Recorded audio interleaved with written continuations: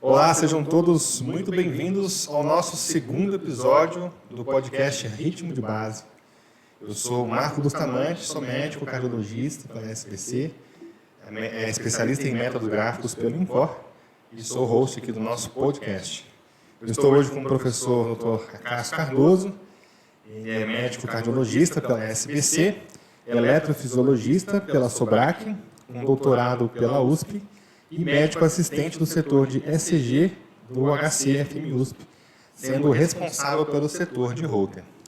E é por isso aí que ele está aqui hoje com a gente. Vamos bater um papo sobre o dia a dia da unidade diagnóstica de Holter do HC-FMUSP. Cássio, seja muito bem-vindo. Obrigado, Marco, Gabriel. Prazer estar aqui com vocês. Obrigado pelo convite.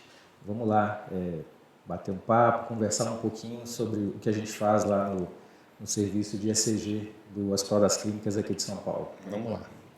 Bom, para quem não sabe, né, o hospital, o HC, ele já foi uma unidade de treinamento ali de estudantes. Então, eu conheci o Cássio nessa oportunidade, sendo fellow do INCOR do HC-FMUSP. A gente passou lá com o time durante 3 meses, né, no nosso estágio de eletro. Isso. E depois a gente acabou voltando até com um professor ali voluntário, foi uma experiência muito bacana e a gente se aproximou nesse sentido, né? Então, toda a equipe lá do HC é muito querida pra gente tem boas lembranças de lá. Bom, a gente vai começar aqui o nosso podcast com alguns assuntos para a gente tentar trazer, e a ideia é contar um pouco da história mesmo, do dia a dia lá do HC. Então, vamos tentar, Cássio, trazer um pouquinho da história aí, de forma breve, né? De como é que foi a evolução do setor, da parte do exame de Holter dentro do hospital, né? Para a gente conhecer um pouquinho como é que é a dinâmica lá. Ok. Bem, o serviço de ECG do Hospital das Clínicas, né? Ele é bastante antigo, né? Ele já tem mais de 50 anos, né? Vocês, inclusive, participaram lá do cinquentenário, né? Estivemos junto lá na confraternização. Então, é um serviço que já tem aí bastante tempo e já colaborou bastante aí na formação e até na inicialização aí de muitos alunos no universo da eletrocardiologia, do Holter, da ergometria, né? O serviço ele começou como um serviço assistencial para um hospital geral com realização de eletrocardiogramas e ao longo do tempo, à medida que foi surgindo a necessidade, né, de fazer outros exames, como o teste ergométrico e o Holter de 24 horas, esses exames foram incorporados à prática do serviço, né? De forma que hoje a gente tem um serviço de métodos gráficos, né? Nós temos a eletrocardiologia, o serviço de eletrocardiologia, temos o serviço de Holter, o serviço de ergometria e temos também o teste cardiopulmonar. Então, a nossa demanda ali são os pacientes do Hospital das Clínicas, principalmente os pacientes, né, que vão fazer cirurgia, pré-operatório e tal. Então, tem uma demanda importante lá de pacientes que vão passar por cirurgias e fazem os exames pré-operatórios com a gente. E nós também temos, né, continuamos, né, com essa questão do ensino, da pesquisa. Então, é um setor que forma ainda muitos alunos, né, os residentes, né, da clínica médica, os residentes, né, que vão fazer a subespecialidade em métodos gráficos, né, continuam passando lá com a gente. E alunos de mestrado, doutorado, que desenvolvem as suas teses lá também no setor. Essa é uma característica, né, do setor, eu acho, assim, um setor bem aberto, bem receptivo, essas pessoas todas, né, Cássio, que passam por lá. Acho que todos nós que passamos por lá sentimos essa hospitalidade e vocês conseguem atender essas demandas todas aí, né, tanto da parte de ensino, graduação até doutorado. E incentiva, né, a participação, né, nesses programas de aprimoramento. Eu lembro que foram diversas propostas, ali a possibilidade de sentar, fazer um trabalho junto, uma coisa que desse lado acadêmico bem forte, né, que é o mote ali da instituição, né. É muito bacana. A gente tem diversos nomes aí que passaram pela história, né, mas até remontando um pouco daquilo que a gente viveu lá, quando a gente chegou, existia uma passagem de bastão ali de transição da direção do setor, né, do Dr. Antônio Friedman para o José Grindler, né? E aí a gente teve eu acho que pouco contato com o professor Antônio, na verdade, mas depois ali ele acabou aparecendo de novo, foi um momento de questão pessoal dele, mas a gente chegou no momento que entrou o professor José Grindler e a gente teve essa oportunidade de cursar esses primeiros anos com ele, então também é um professor que talvez a gente chame para estar aqui com a gente, para ter um papo também, com certeza. E fala um pouquinho então desse período aí, né, que acho que pode ter a ver com o que a gente tem para apresentar também aqui. Não, isso aí tem esse período de transição tem muito a ver com a minha entrada no serviço, né? Quando eu me aproximei do serviço de ECG, a minha ideia era fazer uma tese de doutorado. Então, eu fui apresentado ao serviço e entrei também como médico voluntário, fiquei por um ano ali como médico voluntário, pensando no projeto, analisando, tal, desenvolvendo aí a questão da tese.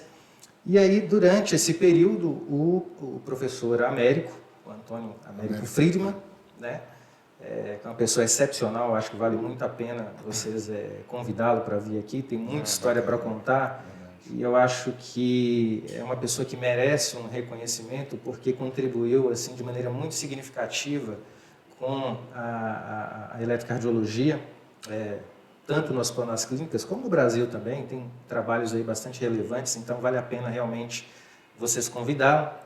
E aí quando eu cheguei lá ele estava se aposentando. Sim. E aí, automaticamente, abriu-se uma vaga e eu entrei para o concurso. Fiz o concurso, entrei e assumi o lugar dele. E aí, nessa ocasião, o Dr. José Grindler assumiu a diretoria do serviço e permanece até hoje no serviço como diretor, né? Além do Dr. José, nós temos lá o Dr. Carlos Oliveira, que está mais próximo da ergometria, então a praia dele é mais a ergometria.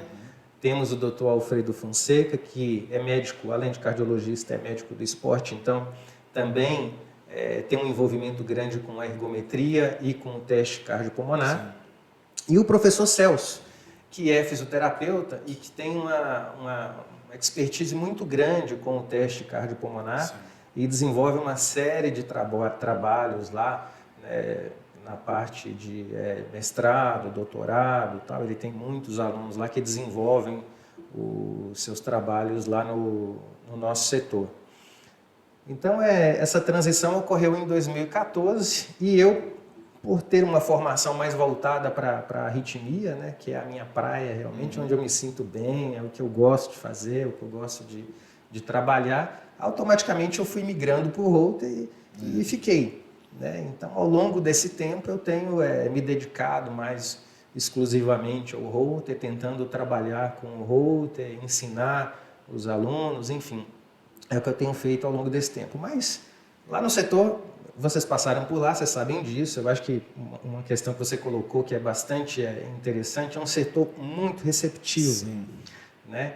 Então, lá, a gente, essa interação de diversos níveis acadêmicos, né? Desde o aluno de 4º, 5º ano de medicina que vai lá e que vai, né, aprender a olhar o eletrocardiograma, interpretar o eletrocardiograma normal, conhecer o método, até o aluno que vai desenvolver um trabalho de tese, né, tese de mestrado e doutorado, a gente consegue conviver muito bem com toda essa turma. E o que é legal é justamente essa interação, né? Esse acesso que você tem a todos os assistentes, a possibilidade de você sentar, discutir, analisar, debater. Eu acho que isso é extremamente rico. Sim. E que faz realmente a diferença do setor. Esse é um ponto que tem que ressaltar mesmo, porque eu acho que isso tem muito a ver com o perfil de todo mundo que está lá dentro. Né? São todos muito parecidos, assim, no sentido de serem pessoas extremamente qualificadas, ao mesmo tempo humildes, né? Acessíveis a todo esse grupo de pessoas, né? De alunos do 4º ano até o doutorado, e e capazes de oferecer algo para todos. Isso é importante, né? Porque ali é um setor de excelência, né? Nós estamos falando de uma unidade do HC da USP, né? Ou seja, a casuística ali é fantástica, né? A gente tem um N sempre muito grande e, sem dúvida, a formação dos profissionais ali ajuda demais a elevar o nível do serviço, né? Então, isso é muito legal, vocês conseguem atingir todos esses públicos mesmo, né? E isso aí, até uma dúvida, na verdade, vocês recebem alunos de fora, de outras instituições hoje? Como é que está isso? Tem essas parcerias para estágio de outras faculdades lá dentro, Cássio? Eventualmente sim, né? Às vezes alunos de fora acabam visitando o serviço, mas não existe um programa específico para isso, né? Isso depende muito do aluno. Às vezes ele tem que fazer esse contato entre a faculdade dele e a USP ou o Hospital das Clínicas, tal, para permitir esse estágio aí eventual, entendeu? Sim. Então enfim, é um serviço que está sempre aberto. A gente gosta de receber. A gente gosta de ensinar, de estar com o pessoal lá. Então, vai da disponibilidade da turma, né? O pessoal que quer aprender, que quer se envolver um pouco mais com o eletro, com o router, de procurar o serviço, bater um papo, tudo. E as portas estão sempre abertas para receber todo mundo. Bacana. Eu vou até retomar um ponto aqui que você levantou sobre a questão da arritmia, puxando um pouquinho para o seu lado, né? Isso é um ponto muito importante, né? Eu acho que o domínio do Holter, ele te dá uma segurança na avaliação de arritmias como nenhum outro exame em métodos gráficos, né? Talvez pela casuística ali, né? 24 horas de registro, a quantidade de eventos que tem e da gama de possibilidades que a gente pode fazer para avaliar esse ponto no Holter, né? É um exame que tem a maior duração, né? Então, isso é um ponto muito interessante. Assim, as pessoas que querem aprender arritmia precisam focar em entender como é a dinâmica da análise do Holter, porque isso traz uma bagagem enorme para quem está no eletro. O eletro tem múltiplas variáveis além daquelas que estão no Holter, né? Mas o Holter, na riqueza da arritmia, ele é imbatível, né? Acho que... o Holter é um exame essencial para quem trabalha com arritmia, né? É o nosso feijão com arroz. Sim. Então, o arritmologista, ele está sempre solicitando o Holter, né, para investigação aí de uma série de situações relacionadas a arritmias, e ele está sempre também interpretando o Holter, né? Mas o que eu vejo assim, de uma maneira geral, não é todo mundo que gosta de arritmia.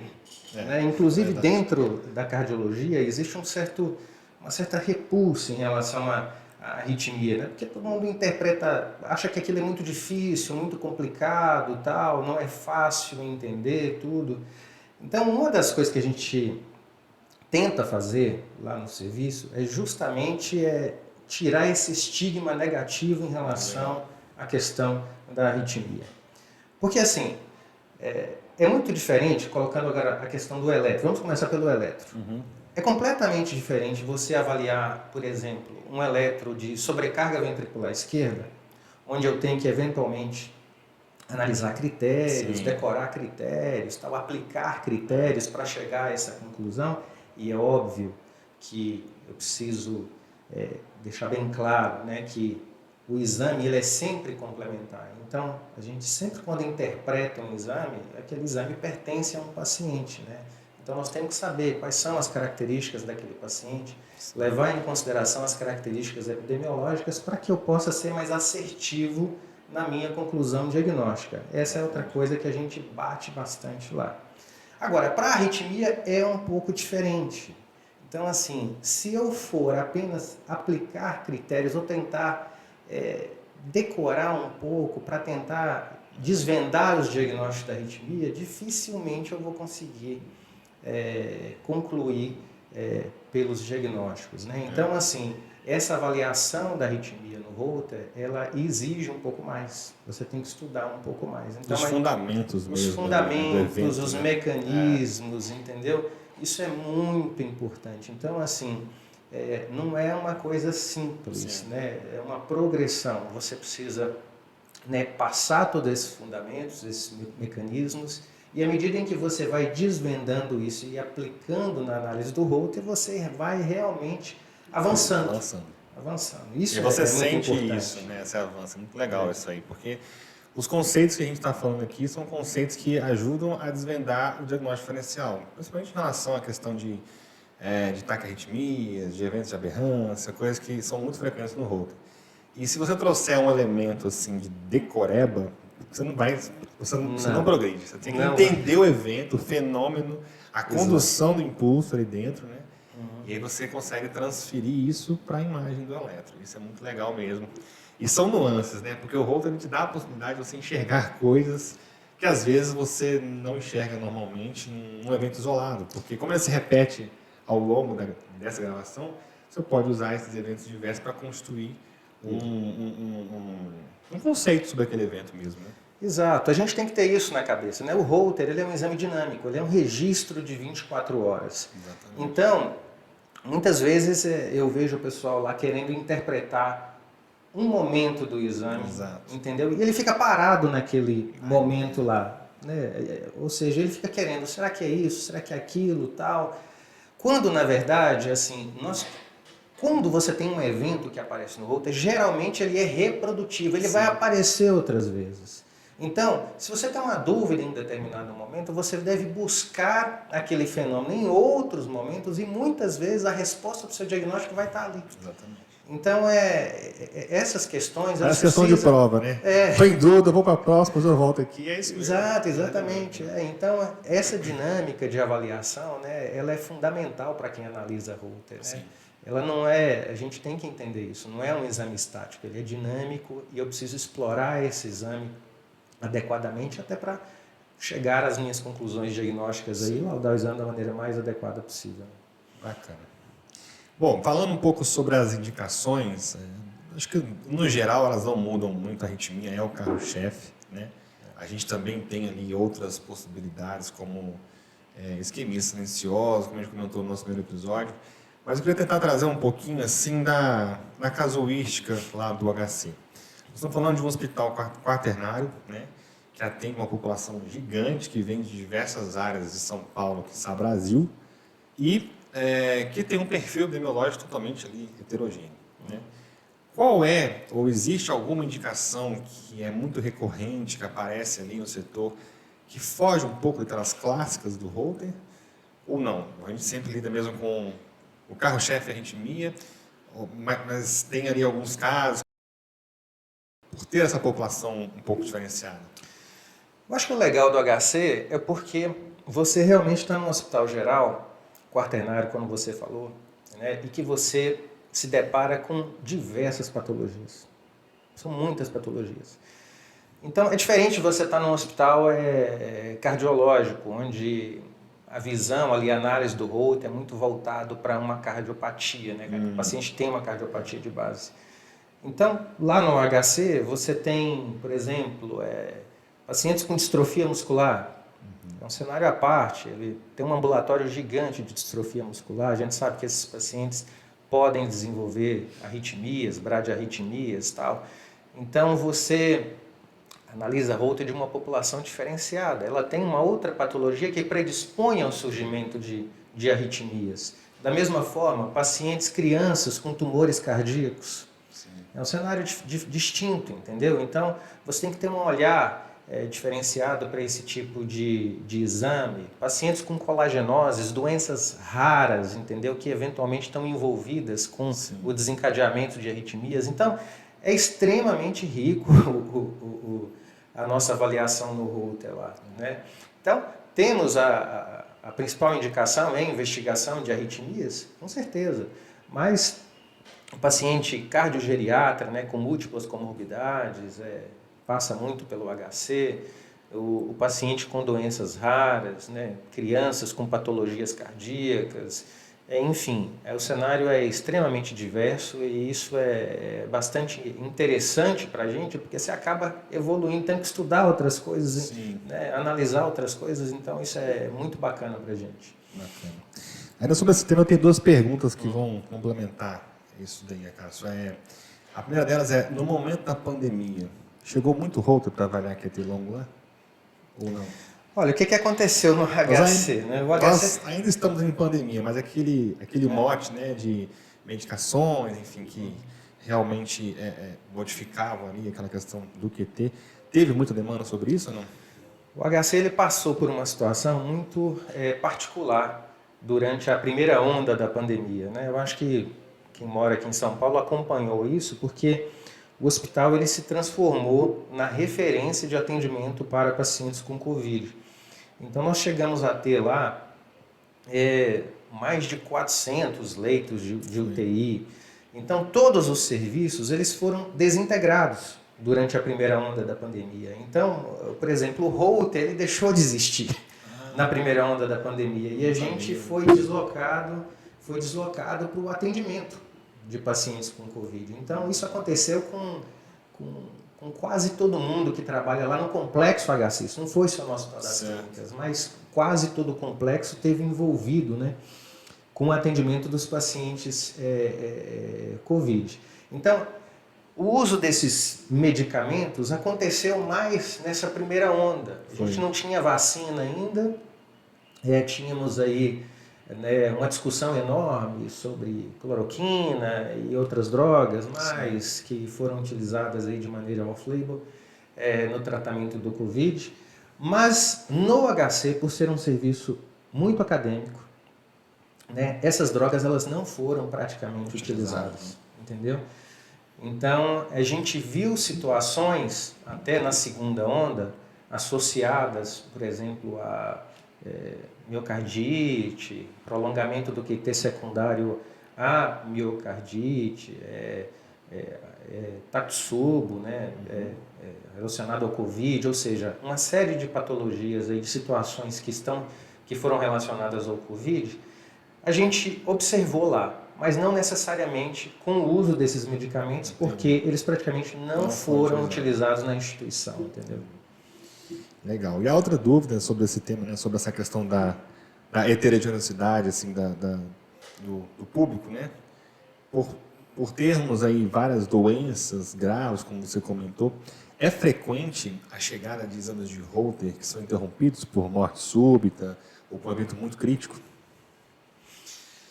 Não. Só para o pessoal entender, porque eu acho que é uma coisa importante falar. Olha, o que é o complexo HC? Que às vezes quem está de fora não consegue imaginar o que é esse complexo, né? Que é o maior complexo hospitalar da América Latina. Então, nós temos vários hospitais numa mesma região. Então, o Hospital das Clínicas é o hospital geral do complexo HC. Nós temos o Instituto do Coração, o INCOR, né, que está ali quase de frente para a gente, né, que é a cardiologia. O IoT, o Instituto de Ortopedia. O IPQ, o Instituto de Psiquiatria, e aí vai. Sim. É enorme, né? Quem passa por lá sabe que de onco, né? Também. É gigante isso aí. Então, essa questão que você estava falando mesmo do... Da casuística da morte súbita. Você chega a muitos casos. Assim, é isso que eu estava dizendo. Como a gente é mais voltado para um hospital geral, obviamente que a gente acaba não fazendo Holters com pacientes com cardiopatia grave e tal. Entendi. A gente faz, mas não é o nosso mote lá, não é o nosso volume, entendeu? Sim. Isso acaba ficando mais com o INCOR, com o Instituto do Coração, né? Então, situações relacionadas à morte súbita no Holter aparece, mas é bastante raro. Raro. A gente acho que não tem essa experiência aqui na ECGenal ainda, de ter pego um exame que foi interrompido por conta de um evento. A gente não recebeu ainda, mas a gente tem, claro, eventos críticos, né, nos traçados, que a gente também trabalha essa agilidade para a entrega do laudo ali, em questão de até 1 hora. A gente prontamente identifica um exame que tem uma arritmia ou um diagnóstico crítico, né? A gente, de forma deliberada, entrega o exame com antecedência, sem o cliente pedir, porque é algo que a gente acredita que muda o desfecho. Claro, né? E de fato muda, né? O que a gente tenta fazer lá, né, é um serviço público. Então, sempre que a gente identifica uma alteração importante, a primeira coisa é entrar em contato com o residente. Verdade. entra em tudo contato interno, com o né? residente, Lá é passa o mais caso, conversa com o assistente, adianta o retorno do paciente para tentar resolver o problema. Exatamente. Né? Ou seja, eu acho que o serviço precisa ter esse envolvimento. Sim, Né? sem Você não é dúvida. apenas laudador de exames, né? Você está ali para fazer uma diferença também. E, obviamente, que quando você identifica uma situação que é potencialmente grave para um paciente, você precisa convocar esse paciente, Sim. você precisa alertar esse paciente e intervir o mais rápido possível para evitar algum evento mais grave, mais sério.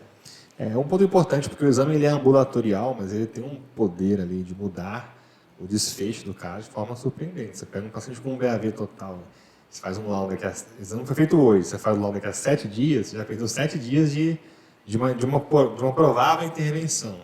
Você ainda faz o laudo, entrega na fila normal, você não sabe nem quando vai chegar nesse paciente. Então, eu acho que isso é um cuidado que tem que ter, né? Com certeza. A prática do Holter exige que você tenha essa consciência de que não só o seu laudo, mas a sua intervenção ali como médico pode mudar a vida de um paciente. Né? Sem dúvida, isso aí é um ponto-chave no Holter. Essas são questões muito relevantes, né? Porque o Holter, hoje, ele é um exame muito popular. Sim. Então, assim, ele é de fácil acesso, ele é barato, ele está no Brasil inteiro. Né? E é um exame que tem essa oportunidade de flagrar eventos arrítmicos graves ou potencialmente graves. Sim. Então, a gente tem que ser exigente no que diz respeito à qualidade do laudo e o envolvimento do serviço com o paciente. Né? Isso aí é muito importante, porque como ele é muito acessível, ele realmente pode fazer a diferença para muita gente no Brasil. Sem dúvida. Bom, a gente está falando sobre a instituição, vamos voltar um pouquinho para os olhos para o nosso HC aqui. Eu tinha algumas questões aqui que eu levantei, que é sempre alguns indicadores do serviço. Né? Vamos ver se a gente consegue falar um pouquinho sobre isso. Acho que o HC, como instituição pública, pode ser que enfrente uma questão importante, que é a demanda versus oferta. Né? Então, como é que está hoje a fila de espera desse exame lá no HC? Vocês conseguem atender o público com certa agilidade? Como é que está isso? Você tem noção de como é que está isso hoje lá? Bem, o serviço realmente ele tem uma fila de espera. Eu acho que é uma realidade de serviço público, Sim. né? Não é só a nossa realidade. Mas o que a gente tenta fazer é encurtar o máximo essa fila de espera. Né? Então, a gente tenta aí avaliar a necessidade do paciente de ter que fazer esse exame mais rápido, né? A indicação desse exame, quando que ele vai voltar. Porque o que acontece no Hospital das Clínicas? Né? O paciente ele passa lá no ambulatório, passou no ambulatório da clínica, o médico pediu um exame de Holter. Às vezes o retorno dele com o médico vai ser 4, 6 meses depois, entendeu? Então você tem que levar em consideração essas questões para tentar priorizar, né, o atendimento. Então, se aquele paciente, a indicação dele não é uma indicação que demanda uma certa urgência, você vai priorizar outro paciente que precisa retornar mais rápido, entendeu? Então, essas questões elas estão sempre avaliadas lá pelo nosso setor, pela enfermeira lá, a Marlene, ela cuida muito bem disso, né? E a gente consegue atender a nossa demanda de uma maneira razoável, entendeu? Tem fila de espera, mas a gente consegue atender. Bacana. Existe uma dificuldade grande com a instrução do exame? A gente sabe que o Holter é um exame que depende muito da participação do paciente. Né? Começa no preparo, e a gente sabe que as orientações que a gente passa no momento em que a gente coloca o equipamento são fundamentais para que o traçado venha com boa qualidade, para que a gravação tenha a duração correta. E isso é tranquilo na população do HC? Existe uma dificuldade em relação a isso, que gera uma taxa de repetição que é grande? Como é que funciona isso lá? Não, funciona muito bem. A nossa taxa de repetição é muito baixa. Eu acho que é quase inexistente, tá? Mas eu acho que isso tem muito a ver com o treinamento da equipe técnica. Então, assim, se você tem técnicos muito bem treinados, né? Nessa questão de informar bem o paciente, né? O que ele está fazendo, como é que é o exame, qual é o preparo, o que ele pode e não pode fazer no período que ele estiver com o exame, né? A colocação adequada do Holter, né? Preparo da pele, eletrodos, fixação, tudo isso é muito importante para que esse exame ele venha redondinho para você. Exatamente. Entendeu? Então a gente tem uma preocupação muito grande com isso e a gente tem uma turma lá muito bem treinada para fazer isso. Então, tem gente lá que tem quantos anos de casa, Cássio? Que faz isso lá? olha, mais de 20 anos. Mais de 20, né? Então tem uma turma muito bem envolvida com isso e realmente faz com que a gente tenha uma baixa taxa de repetição. Né? Isso acho que seria fundamental, né? Assim, se você vai montar um serviço de holter e tal, você tem que preocupar com isso. Sim, sem dúvida. Porque senão o barato vai ficar caro. Exatamente. Né? Ou seja, se você começar a usar produto de qualidade ruim, preparar o paciente de maneira inadequada, não orientar de maneira adequada, isso aí acaba dando no final um exame de péssima qualidade, onde você tem que repetir o exame, os custos vão aumentar e, enfim, seu paciente vai ficar insatisfeito, você vai ficar insatisfeito.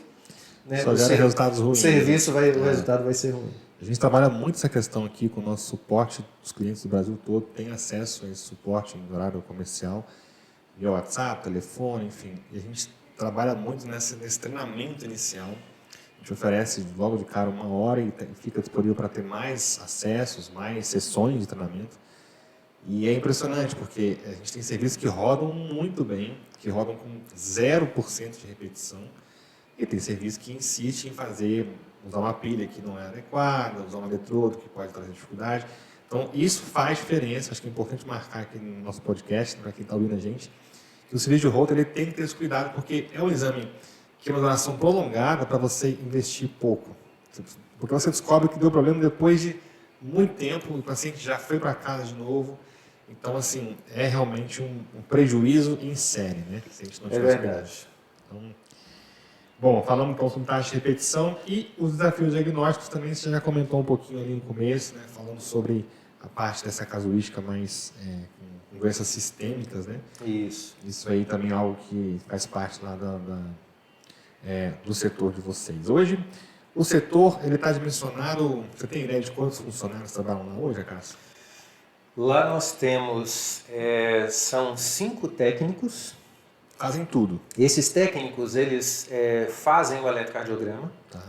Eles preparam o paciente que vai colocar o holter e também preparam o paciente para fazer o teste ergométrico e acompanham o teste ergométrico. Né? Então, são 5 técnicos. Nós temos 2 atendentes, que faz parte ali da recepção, parte mais administrativa e tal. Uma enfermeira que cuida, gerencia mais ou menos o setor, né? Sim. Vocês conhecem, a Marlene, que já está lá. Um abraço para a Marlene. Já está lá. Falar nisso, foi aniversário dela agora, acho que essa semana. Ah, é? Então, parabéns, Marlene. Um beijo para você. Isso. E ela cuida muito bem, administra muito bem o setor. E são 4 assistentes, 4 médicos, né, que se revezam lá no atendimento, mais os colaboradores, né?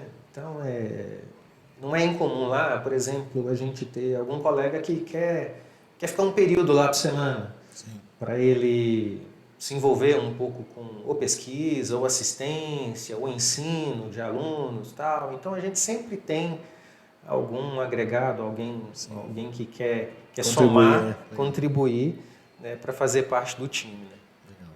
A rotina de atendimentos no HC funciona de segunda a sexta, segunda a sábado? Como é que funciona, cara? Nossa rotina é de segunda a sexta-feira, no horário normal, né, de 8 até 5 horas. Tal. Na parte da manhã, ela é mais concentrada para fazer os eletrocardiogramas, tal, e os exames de holter também a gente retira e coloca na parte da manhã, e a parte da tarde fica um pouco mais voltada para ergometria. E é aquilo que eu falei, a gente assim, é um serviço que se preocupa muito com essa questão do ensino. Então, a gente tem as nossas reuniões, né, clínicas, discussão com alunos, aulas. Então, tudo isso também faz parte ali da nossa agenda diária do serviço. Bacana. Em relação ao volume de exames, em média, você conhece esse número? Sabe dizer mais ou menos quantos holters são feitos por mês, unidade? Isso flutua um pouco, mas em média a gente faz em torno de 8, 10 exames por dia de holter. Os equipamentos são todos do HC? São equipamentos do HC. Lá a maioria é cardios? Hoje a maioria é cardios. Cardios, né? Cardios. A gente já trabalhou com outras, né, empresas, mas hoje basicamente a gente faz cardios. Tá. Bom, em relação então à questão do número de eletros HC, quanto que faz mais ou menos por dia lá na unidade? A gente tem um volume estimado em torno de uns 100, 120 exames por dia, mais ou menos isso. Tá legal. Bacana. E a gente percebe que lá dentro da unidade tem uma rotina de funcionamento, né, que contempla a entrega dos laudos e também o ensino, né? A gente nunca deixa de lado essa necessidade que o setor tem. Eu lembro que todos os relatos que a gente que passavam ali, né, que a gente tinha acesso durante a rotina de avaliação ao longo da manhã, eram vistos pelos alunos e discutidos e revisados pelos professores, né? Então isso também é uma riqueza ali, todos esses traçados poderiam passar na mão dos alunos sem pressa, né? Sem essa questão Eu acho da que entrega do laudo ali. Esse é um grande diferencial para quem quer aprender, né? Então, assim, geralmente esse montante de eletros ele vem na parte da manhã, os alunos, todos eles veem todos os eletros, né? Eles dão o seu laudo e aí a gente senta com eles, né? Os assistentes sentam e discute eletro por eletro. Legal. Né? Então, assim, gasta-se um tempo ali para a gente debater sobre todas as questões do eletro. Isso é muito enriquecedor. Os alunos realmente, assim, é muito legal, geralmente os estágios são de 1 mês e meio, 2 meses e tal, e ele chega lá totalmente inseguro, tal, com um conhecimento ainda bem básico em eletrocardiologia, e você vê ao longo do tempo a evolução do aluno. E quando ele sai de lá, ele sai, né, muito mais consistente, com conteúdo, já uma bagagem para poder avançar. Né? Porque isso é muito importante. Né? Eu acho que assim, às vezes a gente vê o pessoal passar essa questão do ensino de eletro como se fosse algo simples, em que você vai conseguir assimilar em 1 mês, 2 meses. Eu acho que não é bem por aí. Sim. Né?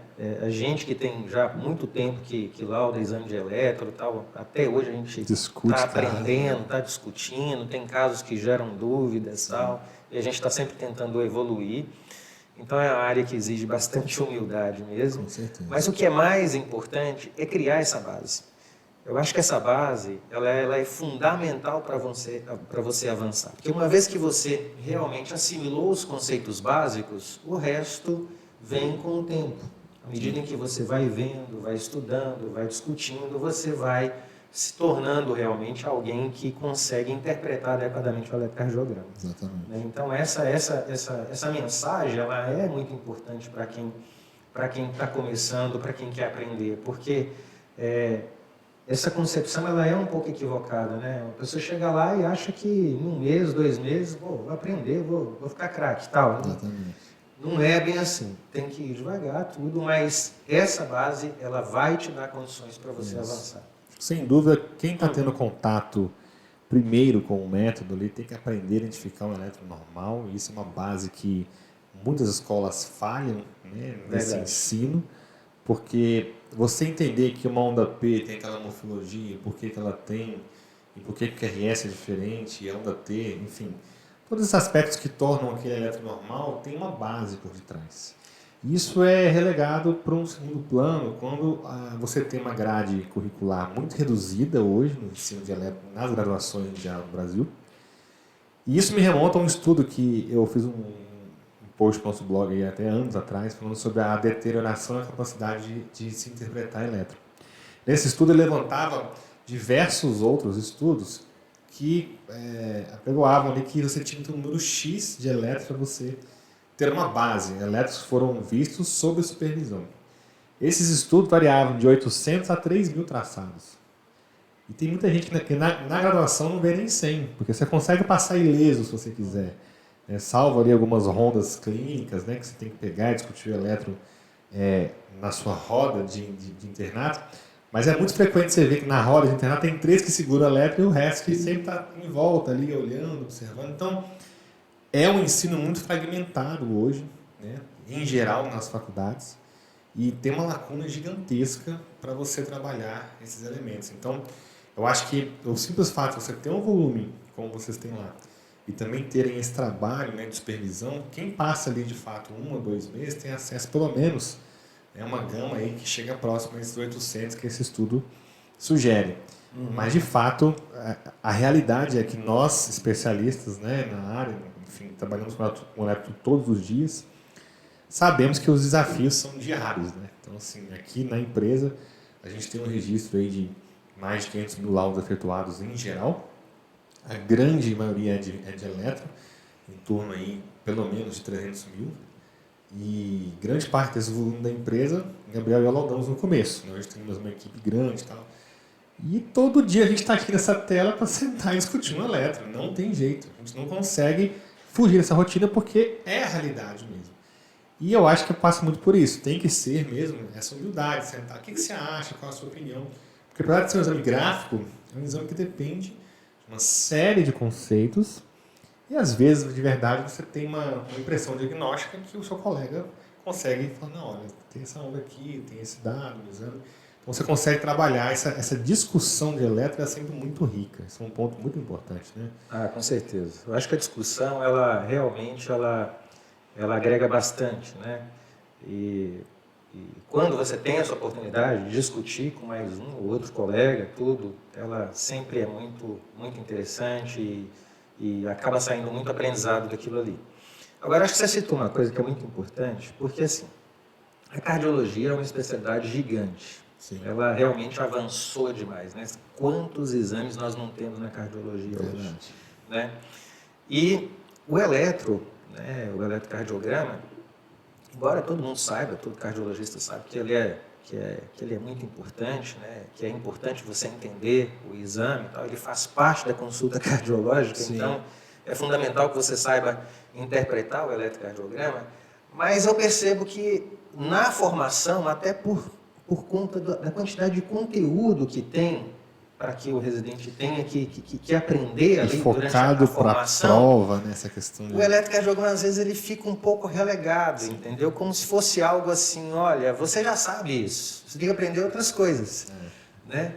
Então, eu acho que precisa desse olhar assim, para o eletro, né? Esse cuidado com esse exame, porque ele é o exame número 1 da cardiologia, ele é fundamental, né? Ele traz muitas informações relevantes, né? Então, essa formação ela tem que ser sólida, ela é importante. E o mais importante também é ligado ao atendimento desses médicos que se formam, porque a grande maioria vai para o pronto-socorro, vai para as emergências, vai para a unidade básica de saúde e pega os casos lá na ponta. E às vezes você não tem esse acesso a esse especialista que pode discutir o exame com você, né? Então isso é algo que a gente também acaba oferecendo aqui com o nosso aplicativo, mas de fato não é só a interpretação do exame, tem um lado da clínica também que às vezes pega. Então assim, é um efeito em cascata, né? Se você não cuidar desse olhar para esse atendimento, para essa formação, coisas básicas passam despercebidas, né? Inclusive conceitos de emergência. E até a percepção do aluno, ela, muitas vezes ela é equivocada. Lá no ECG, no HC, é muito comum o aluno chegar para mim e falar bem assim, olha, eu vim aqui porque eu quero aprender a diferenciar um ataque uma aberrância de taquicardia ventricular. Mas aí eu pergunto para ele, mas você sabe olhar um eletro normal? Interpreta esse eletro aqui para mim. E você vê que ele tem uma série de deficiências. Sim. Entendeu? Então, assim, não adianta a gente pular etapas, né? Você tem que construir uma base para depois avançar. Então, esse entendimento ele é muito importante para quem está aprendendo. Legal. Bom, vamos falar um pouquinho sobre a produção, então, da parte didática mesmo, né, de vocês lá. Eu acho que é um setor muito rico em termos de produção científica, sem dúvida, né? A gente pode citar diversos estudos. Mas eu queria dar destaque aqui para 2 livros, para quem está acompanhando a gente aqui, né, que tem a ver com o nosso tema hoje e que são produção de vocês lá, né? Então, o primeiro deles é o livro sobre Holter. Deixa eu ver se consigo colocar aqui na tela para a gente. 50 Holters, Arritmias e seus desafios. É um livro que foi editado pelo Dr. Zé Grindler, o Acácio Cardoso, o Alfredo, o José Cassolato, que já esteve conosco também aqui, e o Dr. Carlos Oliveira. São hoje, na verdade, os 4 aqui, né? Eu acho que o professor Cassolato também continua lá. Não, o Cassolato ele é sempre bem-vindo, é um amigo, é um parceiro nosso e tal. E na época que a gente idealizou esse livro, o Cassolato aí à frente da Cardios tinha um material enorme de exames interessantes, né? Então ele sentou com a gente, falou assim, tem um material muito bom, tal, vocês também têm um material bacana, por que a gente não junta tudo isso aí, faz uma peneira e seleciona casos interessantes e fazemos um livro? Beleza, vamos fazer então. Então a gente pegou todo aquele material, revisou tudo, né, pegamos os casos, né, mais legais assim e acabou resultando nesse livro aí que é os 50 casos, né, os 50 Holters, né? Arritmias e seus desafios. Que a pretensão desse livro, ele é um livro extremamente prático, entendeu? De fácil leitura, fácil interpretação. E ele vai desde o início ali, o Holter normal, passando por todas as alterações no Holter, a forma que você deve avaliar, interpretar, através de casos, né, do dia a dia. Então ele é bastante informativo, né? Para quem lauda Holter, você tem um livrinho desse, pode fazer uma diferença. Às vezes você pega um exame um pouquinho mais complexo lá, você não sabe exatamente o que é. Uma terminologia. Né? Exato, qual a terminologia que você vai usar. Você vai folheia lá, acha o caso e fala assim, isso aqui. Entendeu? Então ele é bem bacana aí para quem lauda Holter, para quem quer aprender interpretação de arritmias no Holter, né? Eu acho que traz um ganho interessante. Nós estávamos presentes lá no dia que vocês fizeram o lançamento lá no HC do livro e foi realmente muito bacana do setor, né? Porque a gente sabe que conseguir fazer material, juntar, produzir um livro é sempre um desafio, né?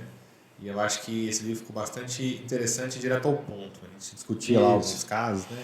Quando vocês lançaram, a gente estava lá ainda e discutiu o livro em si, em geral. Um livro que tem bastante conteúdo rico, mas direto ao ponto. Entrega uma informação mastigada, né? Eu acho que vai muito de encontro que o pessoal procura hoje, né? Eu quero alguma coisa objetiva, tá? Eu quero aprender isso meio que rápido, tal. Você vai lá, olha o caso e você já sai com algum conteúdo. Isso é bacana. E aí temos também aqui mais uma produção lá do HC, que é o livro de ECG em 7 aulas, né? O ECG em 7 aulas, aí o editor, o doutor Américo, o doutor José também participou desse livro, junto com o Carlos e o Alfredo. Né? Na época eu não estava ainda no HC, então eu não participei desse livro, mas a gente utiliza bastante ele lá, porque ele é basicamente o que a gente ensina lá no nosso setor. Então o aluno que vai lá, que passa pela gente, ele vai pegar mais ou menos o conteúdo que tem nesse livro. Eu lembro que tem alguns exemplares lá disponíveis para poder usar. Tem para usar tudo. E os eletros, né? A gente tem lá, que é uma coisa que é bastante interessante também, né? A gente tem uma eletroteca, vamos dizer assim, né? Várias pastas de eletro, né? Então, eletros, pastas só de bradiarritmias, pastas só de taquiarritmias, pastas só de sobrecarga. Então, quando chega lá, a gente abre aquilo lá e fala para os alunos, você quer aprender sobrecarga hoje? Pega essa pasta aqui, tem 200 eletros de sobrecarga e tal. E os eletros que foram utilizados nesse livro estão todos lá. Né? Então, ele é um livro que reflete bem o pensamento, a didática do nosso serviço. É um livro bem didático, realmente. O pessoal gosta bastante. Entre os livros que eu usei durante a minha formação lá no nosso Fellow, esse foi um deles. Legal. E é um livro que traz uma informação de forma bem estruturada para quem realmente quer começar do zero, quer ter aquele aspecto da base, né? Bem legal isso aí. Bacana, vamos lá. Para a gente poder continuar aqui o nosso bate-papo, eu queria tentar levantar com vocês se teve algum caso assim, que chamou muita atenção da equipe como um todo, se você consegue trazer para a gente essa lembrança desse case. Algo recente mesmo, ou algo que marcou a sua vida como como eletrofisiologista ou como analista de Holter dentro da unidade? Assim, o que trouxe para você ali? Qual foi o caso que trouxe essa lembrança, ou um aspecto até emocional? Assim, a gente tem, né, alguns exames que a gente cura, pacientes que a gente cura às vezes, e que tem um resultado bem diferente. Tem algum caso assim bacana para a gente poder... Olha, para falar a verdade, assim, toda semana a gente tem casos interessantes que geram discussão, tal, e eventualmente vai gerar alguma conduta, tudo, e aquilo é bastante gratificante. Mas eu acho que talvez uma das coisas mais relevantes que a gente fez aí ao longo desse tempo foi justamente a iniciação científica com o pessoal dos métodos gráficos aí, né, que é uma especialidade nova. Sim. Né? Tem poucos centros formadores, né, em métodos gráficos, a residência de 1 ano geralmente, tal. E aí a gente conseguiu conviver com muitos residentes, tal, e desenvolver muita coisa legal. Eu acho que isso foi muito interessante, entendeu? Uhum. Então nós fizemos muitos trabalhos assim bacanas lá no setor, que trouxeram alguma contribuição para o Holter e tal, e isso realmente deixa a gente bastante feliz com o resultado, né? Sim. Não só para você ver um aluno crescer, se interessar pelo tema, avançar junto com você, entendeu? Uhum. Mas por também você também desenvolver algo novo.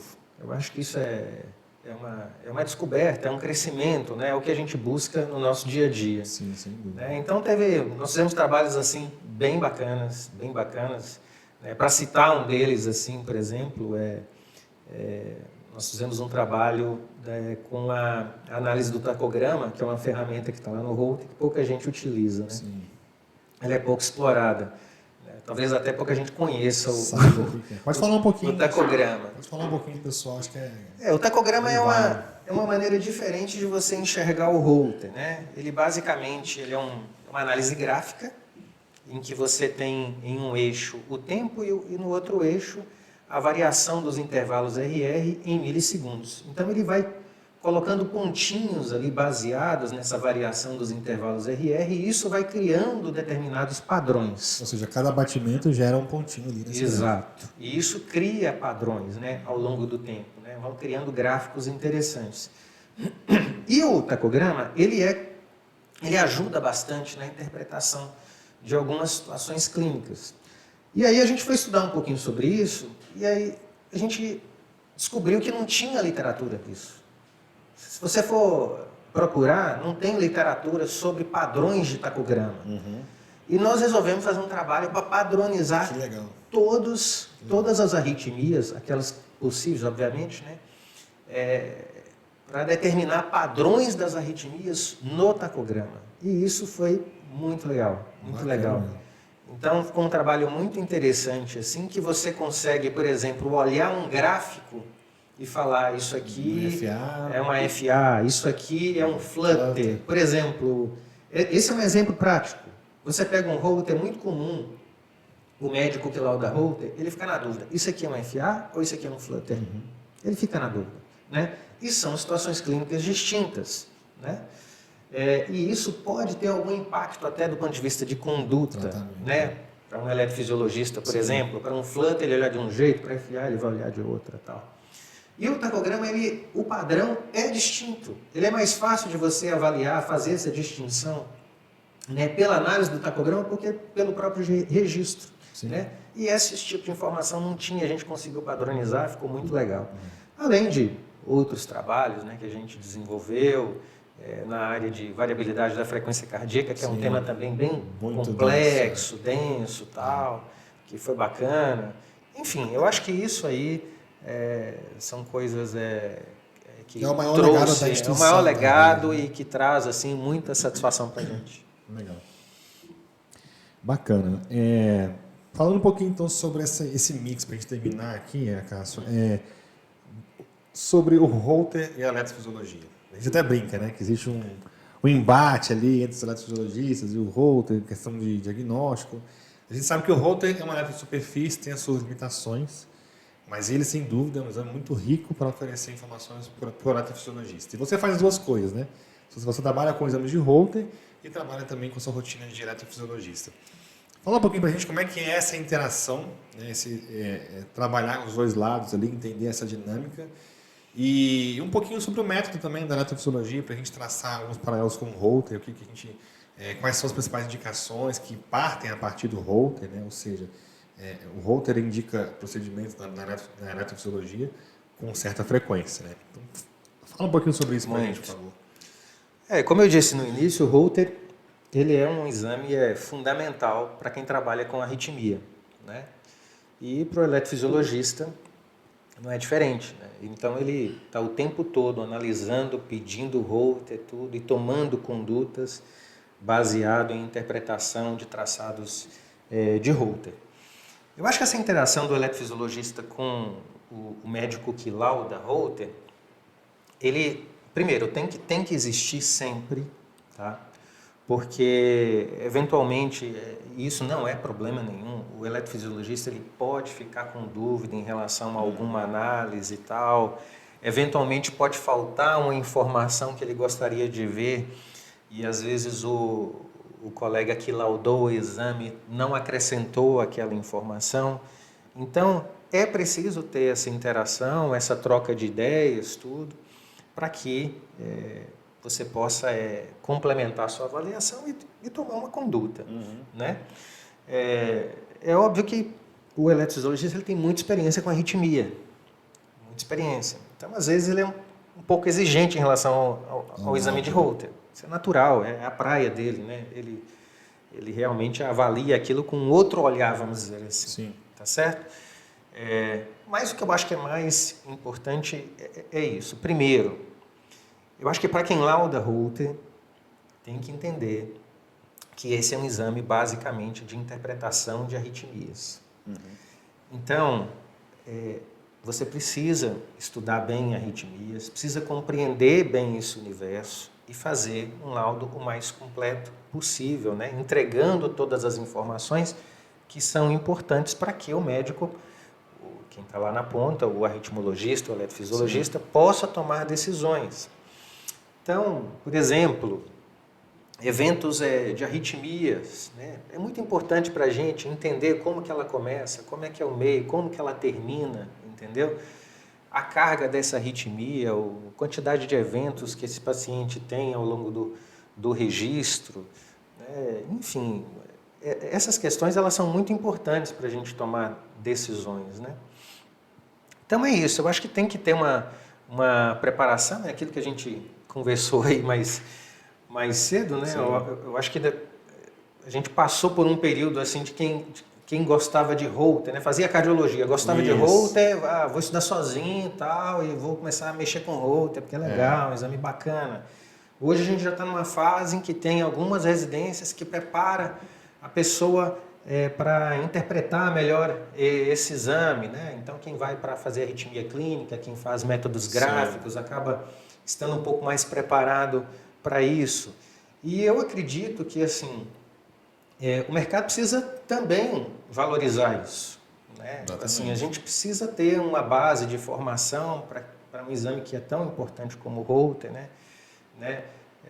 Uma certificação que ainda não existe, eu acho que também é importante e tal, para que a gente possa valorizar melhor esse exame, entendeu? Porque ele realmente é bastante importante. Então, a crítica que fica muitas vezes, para quem entende muito de arritmia, é você pegar um exame, às vezes, que não está legal, entendeu? Não foi bem avaliado, né? Você percebe que não está entregando aquilo que você precisaria para tomar uma decisão. Exatamente. Então, essa é que é a crítica. Mas isso tem a ver com o preparo, com a questão do mercado mesmo, entendeu? Eu acho que essa é uma questão que precisa ser discutida. O mercado cresceu, é o que você falou, o exame que era de difícil execução, né? Porque precisava de muitos aparatos, né? Que foram caindo por terra com a tecnologia. Então, até o próprio professor Cassol falou, né, que tinha o rolo, que tinha que levar de motoboy para fazer o exame. E aí a tecnologia trouxe isso assim, olha, está acessível, tem exame para você fazer. Cresceu a demanda, cresceu também a necessidade de médicos para poder analisar, e um mercado que foi atrás. Só que assim, em outras palavras, não é qualquer um que lauda Holter. Acho que deixar isso bem claro, porque existem informações para isso e a gente precisa priorizar os profissionais que, além de terem a formação, praticam e executam esse exame com frequência. Porque o volume, né, que a gente tem, contato diário, te expõe a casos e a necessidades de você discutir um diagnóstico. Aí não vou nem entrar em detalhe específico de exames, como eu estava falando do próprio marca-passo, né? Que aqueles profissionais que conseguem fazer um bom laudo marca-passo vão drenando esses exames, né? Verdade. E aí a gente sabe que essa avaliação ela é crítica, porque é um dispositivo que no Holter você consegue várias informações determinantes para você programar melhor o seu dispositivo, né? Não é só interrogar ali o dispositivo. O exame ele traz a clínica, ele traz toda essa riqueza que você tem fora do consultório do marca-passo, né? E esses dispositivos eles estão cada vez mais complexos, né? Então, incorporando uma série de algoritmos, programações específicas. E você, uma vez que você se dispõe a laudar um exame desse, você também tem que estar preparado para isso. Então esse é um ponto muito importante mesmo, assim, acho que fica até como uma mensagem aqui do nosso podcast que o exame de Holter ele é uma especialidade. Não é somente uma área de atuação do cardiologista. Isso é um ponto que tem que ser colocado de forma muito clara para as pessoas saberem quem procurar, né? Então, assim... Não, eu acho isso muito importante. Eu acho que isso precisa ser melhor debatido pelas sociedades, tal, pelos médicos de maneira geral, até para a gente valorizar melhor esse profissional. Porque existe uma preparação, existe um investimento para você, né, estar pronto, adequado para poder realizar um exame de qualidade. E isso precisa ser reconhecido, entendeu? Então essa discussão ela precisa ser feita.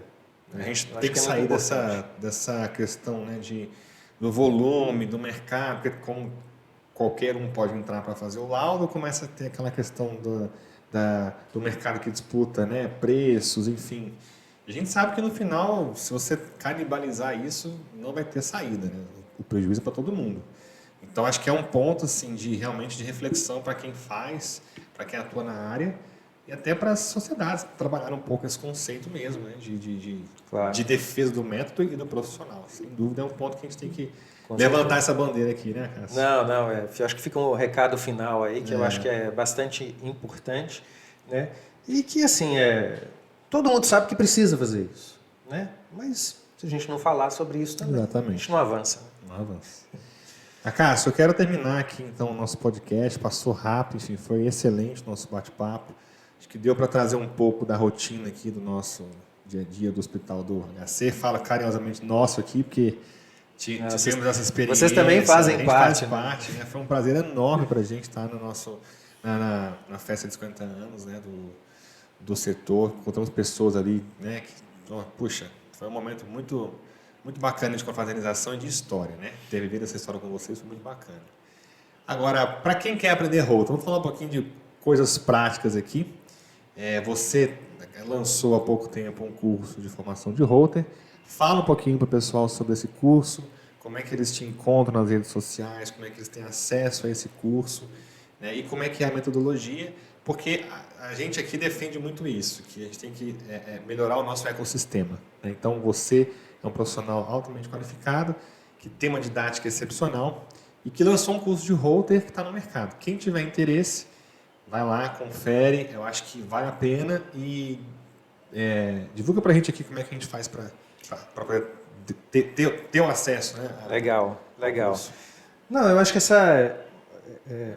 eu exatamente enxerguei isso, né? A necessidade de talvez formular um curso de Holter, porque eu percebi que realmente, né, essa formação ela não existe, ou seja, ela não existe ainda de maneira organizada, né? O cardiologista, na formação da cardiologia, ele acaba tendo pouco envolvimento com o Holter, né?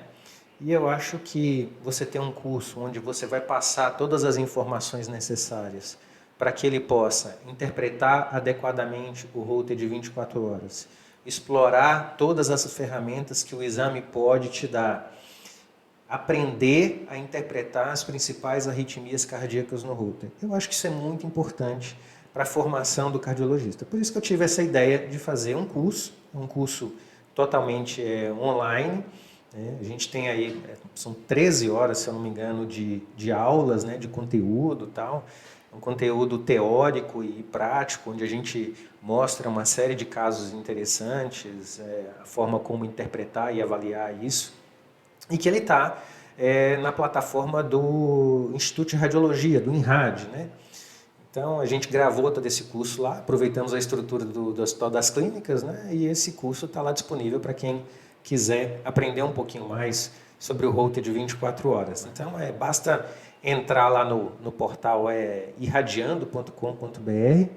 E procurar lá pelo curso de capacitação em Holter. Botei esse nome que eu acho que a ideia é mais ou menos essa, capacitar tanto o médico como o clínico ou o cardiologista ou até mesmo, né, o técnico, que Sim. é uma figura muito importante na análise do Holter, né, Sim. hoje em dia. Então, ele também vai ter acesso lá a uma série de conteúdos importantes para poder melhorar a sua prática diária com o Holter. Bacana. Dado o recado, então, aí, pessoal. Mais uma vez, então, Cássio, muito obrigado pela sua participação. Foi ótimo o nosso bate-papo aqui. Espero que você retorne outras vezes. Vamos falar de mais temas. De repente, trazer parte também desse conteúdo para a gente discutir, apresentar e realmente levar os conceitos do Holter, né, para todos que têm interesse aí. Eu acho que a gente tem um caminho muito longo pela frente para levar a nossa especialidade ali, né, como métodos gráficos, você como radiologista, mas que trabalha com essa área de exames diagnósticos, né, e propagar mesmo esse conhecimento que aqui no Brasil a gente tem até certa dificuldade de encontrar, né, às vezes materiais, livros, cursos, enfim, fica tudo muito concentrado ali em poucas fontes, né? Exato. E eu acho que a gente está aqui para propagar esse conhecimento de forma muito clara, aberta a todo mundo. E seja sempre muito bem-vindo aí nos nossos próximos encontros também que surgirão. Valeu, Marco. Eu quero agradecer mais uma vez o convite, você, o Gabriel, né? Parabenizar vocês do ECGNAL pela iniciativa. Acho que o caminho é esse, né? De informar, de discutir, trazer esse assunto, né? Para que as pessoas possam se inteirar mais com isso, né? E foi um grande prazer. Estou sempre à disposição e eu espero que vocês possam, né, sempre estar lá com a gente lá no ECGHC, né? Vocês que foram oriundos de lá e estão fazendo o maior sucesso aí, a gente fica muito feliz com esse sucesso e deseja que vocês cresçam cada vez mais. Muito obrigado.